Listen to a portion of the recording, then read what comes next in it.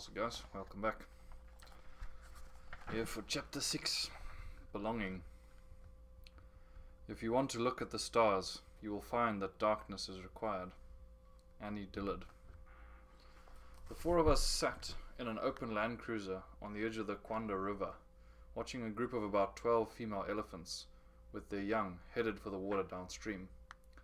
They were still a ways from the water when they were joined by another group and rumbled their greetings to each other. Suddenly, the first group stopped in unison, turned back towards the trees and listened. The lead female gave a loud rumble. From another unseen family group, there came a loud rumble. From out of the Mapani scrub about 100 meters away, the group appeared rapidly walking towards the first group. The first group started to run, and the two groups met, their ears flapping, rumbling, trumpeting, temporal glands streaming, tusks clicking, rubbing along each other, intertwining trunks, spinning and backing into each other, defecating and urinating thunderously. This was the greeting between two closely bonded families. This is what I call the elephant dance.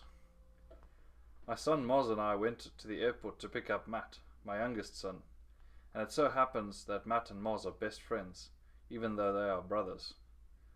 They climb up rock faces together that scare me spitless. They are both very good at whitewater kayaking and have both represented Zimbabwe in the International Whitewater Kayaking Championships held at Victoria Falls. Matt comes striding out of customs, and as soon as he sees us, drops his belongings and comes running. He is engulfed in open arms. There are shouts of glee, then a lot of growls, grunts, and attempts at biting of ears or beard whiskers. Thumps on the back, pulling of hair, knuckling of the scalp, tugging of clothing, stamping of feet, and we are doing the elephant dance, however, without the defecating and urinating, of course. A lady sees us leaving the Bulawayo airport and says, "Remind me to never have you pick me up," and strides off to the parking lot, her head held high. Society does not accept open exhibitions of bonding, but in the animal world, it is part of belonging. Antelope pronk or stot as a part of bonding. Reedbuck made their alarm whistles as a part of bonding. Certain birds sing duets to bond. I'm still not quite sure what is acceptable in society when it comes to belonging. I was invited by a friend of mine to come to the Bulawayo Club for lunch. We were to come at 12:30 for a couple of drinks first, and then we were to have lunch. Some of the members had been there since 10 in the morning, and had been having a few drinks. Everyone kept looking at me, as though I stank or something. My best friend did his best to introduce me to everyone, and make me feel comfortable. On the way up to lunch at 1 o'clock, one of the men vomited on the stairs. When we got to the table, the club president came over to me and told me that I was not appropriately dressed, and if I ever came back, I was to dress appropriately. I assured him that he need not worry, but I did have one question. If I dressed properly, would it be acceptable for me to vomit on the floor? At this age, I preferred to be on the outside looking in, but it wasn't always like that. The first 12 years of my life, I never even thought of belonging. I was muha, spoke kiha, hunted and fought with the waha children, and aside from being beaten up once in a while for being a white man, I was considered to be one of them. My whole first year in boarding school was a matter of survival, never mind trying to belong to anything. Then after a couple of years off, I went to Helderberg. My first attempt at belonging was to join the band. Dad played a trumpet and had taught me how to play. But they already had several trumpets, so I told them that I could play a French horn. I had never played one, but figured it must be about the same as a trumpet, and I was right. I sat next to Diane, who was first French horn, and the girlfriend of Herbie Swanson. She was a real cow, so whenever she started her nonsense, I would start to moo at her. I found that when she had to play a solo without me, I would make a rude noise with my horn, and it sounded like she did it. She would get furious. Of course, I would pay for it later, as Herbie had no mercy on the likes of me. One day, I took it a step too far. Not only did I embarrass his girlfriend in band practice, but I painted a moustache, beard, droopy breasts, and horns on Diane's large picture next to Herbie's bed. I knew trouble was brewing because during dinner, Herbie kept looking at me. During worship that night, Herbie was still glaring at me, and right after worship, he and Dave Ingle grabbed me and marched me upstairs to his room on the 3rd floor. Without a second's hesitation, they hung me out the window with my head hanging down by the knees. "Now we are going to drop you, you little bastard," and they would let go and then grab my ankles. By the time they had done this twice, my parasympathetic nervous system had taken over, and urine was dripping off the end of my nose. Herbie and Dave were satisfied that they had terrified the wits out of me, and I felt lucky to be alive. I was busy thinking of something devious to do to Diane to get back at Herbie. As I enjoyed being part of the band. I'm confused about this sentence structure. I was busy thinking of something devious to do to Diane to get back at Herbie, as I enjoyed being part of the band, but couldn't think of how we were going to stay there together. But Diane must have been thinking the same thing. Nothing devious about her, however. I was grabbed by Godzilla and head-butted on the lower lip. My lower teeth were showing through my lower lip. The split was so big that it looked like I had 2 mouths. To play a French horn, you need every muscle around the mouth. Once these muscles have been injured, there is no way you can purse your lips tight enough to blow the small mouthpiece of any brass instrument. My days of the band were over. Eesh, that's rough, man. What a cow, honestly. But the bandmaster, Mr. Mack, was also the choir director. "Come and sing in the choir, Bill.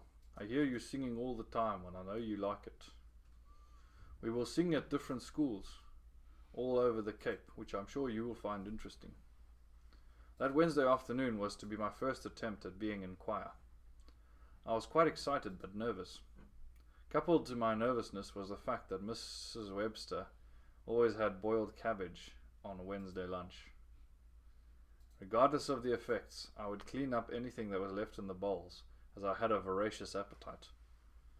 4:00 that afternoon was choir practice. I stood on the back row in the corner, and as soon as Mr. Mack raised his hand to start the song, I opened my mouth, ready to sing. But his hand stayed in the air, and the note I was going to sing was quickly stifled, causing pressure on the rest of my body. Air was escaping from my nether regions in a high, reedy whine, which then ran down the scale and then back up to an even higher note.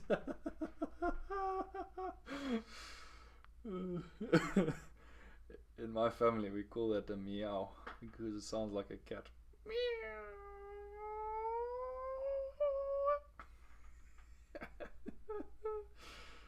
My mouth was still open, ready to sing. Mr. Mack's hand fell slowly until his index finger was pointing at me.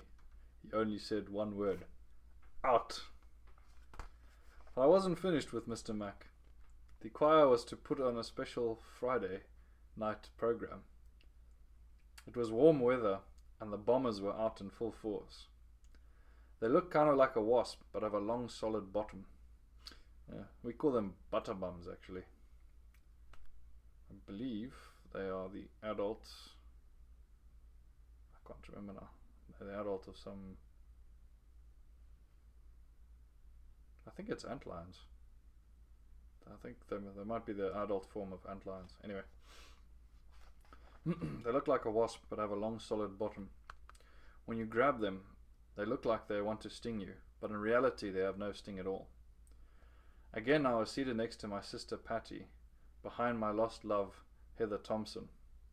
The choir was singing something from Handel, when from the upper reaches of the hall fell a bomber.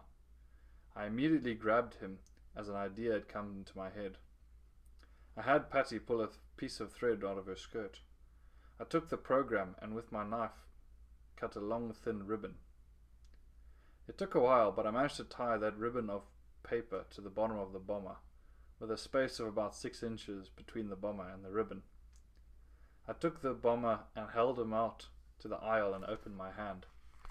It took off very slowly at first, straight down the aisle, banked when it got to the stage, and started towards the back of the hall, just clearing the heads of all the students. Already every eye in the hall was on the bomber. It looked like one of those aeroplanes that advertise on the beach, towing messages across the sky. By the time the bomber had made it back to the stage, it had gained enough altitude that now every choir member was watching, ignoring Mr. Mack's instructions and even forgetting the music. Mr. Mack realized that something was happening, and at the end of the song turned and gave the benediction. It was the shortest Friday night program I had ever attended. The last 2 years at Helderberg, I was too busy to worry about belonging to anything. I was working 12 hours a week on the farm. I still managed to go fishing with Gussie. I was in a constant search for new birds and their eggs, and Big John, the Zulu herdsman, used to make me go hunting with him at least once a week. My program was so full that suddenly everyone wanted me to be part of what they were doing. Strange how life works. Outside my window, a black-collared barbet is sitting on a dry branch. Its mate flies up, and even before she lands, the male starts his purring. As soon as she lands, they both bow and spread their wings. The male lifts his head and sings "doo," then bows. The female lifts her head and on a lower scale sings "doo doo" and then bows again. They do it much faster than you can read it, but together it sounds like "doo doo doo doo doo doo." They usually do this about 6 to 10 times. They are telling the whole world that they belong to each other. Alright, that's it for this evening. See you again tomorrow. Have a good night. Sleep well. Cheers.